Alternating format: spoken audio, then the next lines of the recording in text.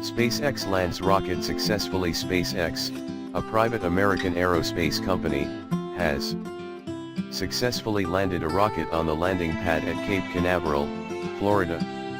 The Falcon 9 rocket landed in an upright position after 3 previous attempts had failed. The company, headed by Elon Musk, brought 11 small satellites into space. 10 minutes after launch, the engines of the first stage of the rocket turned it around and guided it successfully back to the landing pad.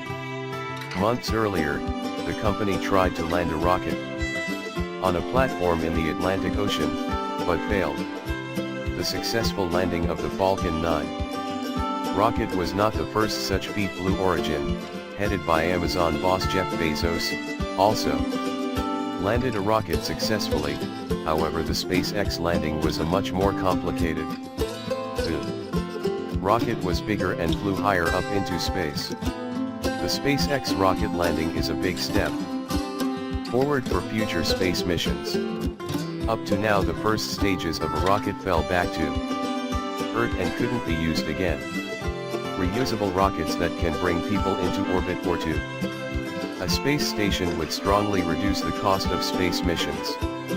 It would also allow spacecraft to be launched more often. A single Falcon 9 rocket costs about $70 million, while fuel for launch only costs about $200,000. SpaceX plans to make several launches every year. Currently, it brings commercial satellites into orbit and later on will bring American astronauts to the International Space Station.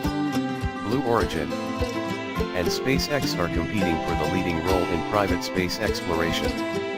While Amazon boss Bezos wants to provide cheaper travel for space tourists and businesses, Elon Musk's dream is a manned mission to Mars, which he says can be achieved within the next decade.